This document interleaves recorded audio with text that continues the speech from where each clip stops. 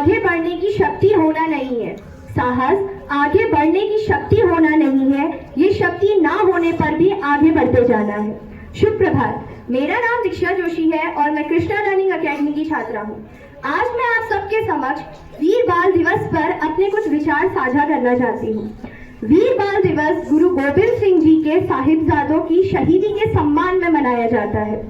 सिखों के 10वें गुरु गोबिंद सिंह जी के शौर्य एवं पराक्रम से तो हम सब भली भांति वाकिफ है, किंतु उनके बेटे, उनके 4 साहिबजादे भी उन्हीं की भांति बेहद वीर और पराक्रमी थे। उनके दोनों बेटों को 26 दिसंबर को मुगलों द्वारा शहादत दे दी गई थी। इस दिन को वीर बाल दिवस के रूप में मनाने का निर्णय आदरणीय प्रधानमंत्री श्री नरेंद्र मोदी जी द्वारा 2021 में लिया गया था। इसे मनाने की शुरुआत 26 दिसंबर 2022 को हुई थी। 1704 ईस्वी में भारत में मुगल आक्रांताओं ने अपना आतंक मचा रखा था। मुगल शासक औरंगजेब ने अपने शासनकाल में बहुत से भारतीयों का धर्मांतरण करवाया और जो लोग इस्लाम कबूल नहीं करते थे उन्हें बहुत बेरहमी से मरवा दिया जाता था। जब उन्होंने गुरु गोबिंद सिंह जी के साहिबजादे बाबा जोरावर सिंह और बाबा फतेह सिंह को इस्लाम कबूल करने को कहा तो उन्होंने मना कर दिया। उन्होंने इसका बेहद विरोध जताया। औरंगजेब ने दोनों साहिबजादों को दीवार में चुनवा दिया एवं उनका सर धड़ से अलग करवा दिया।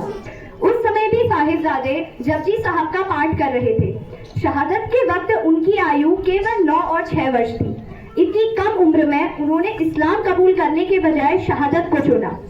नमन है ऐसे भारत के वीर सपूतों को जिन्होंने अपने धर्म और देश के खातिर शहादत चुनी। किंतु अगर हम उनसे अपने आजकल के बच्चों की तुलना करें तो हमें ये पता चले कि हमारे भारत में अब साहिबजादे और वीर रानी लक्ष्मीबाई जैसे वीरों ने जन्म लेना बंद कर दिया है।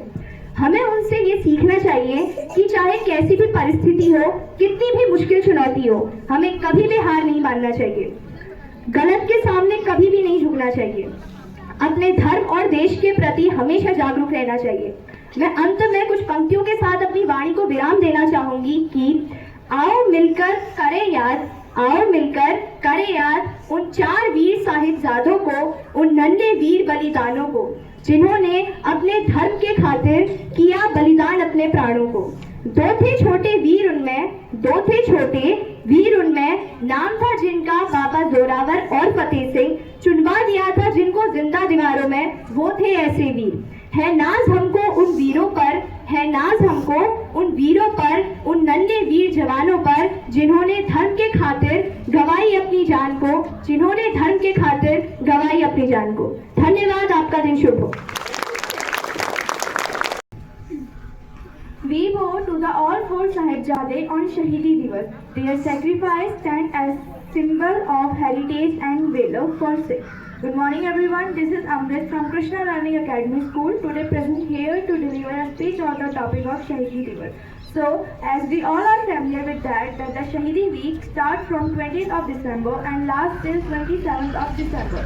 So, let's know what exactly happened between these days. So, firstly, on 20th of December, Guru Gobind Singh Ji, the 10th Guru of Sikhs, they along with his family leave Anandpur Sahib after 8 months by the siege of Mughal.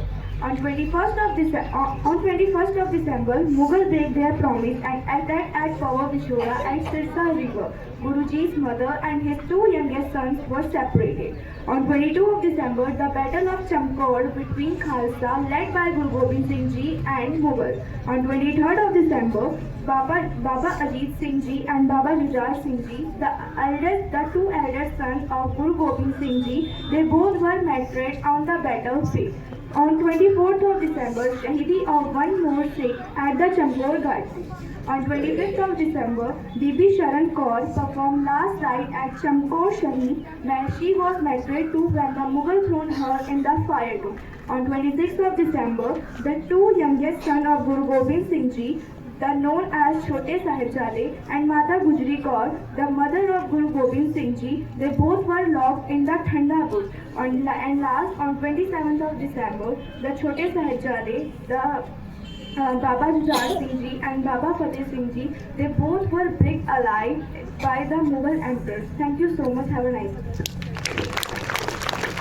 All present over here, today's amazing facts are: first, The sons of the 10th Guru, Guru Gobind Singh Ji, are known as Sahib Ji.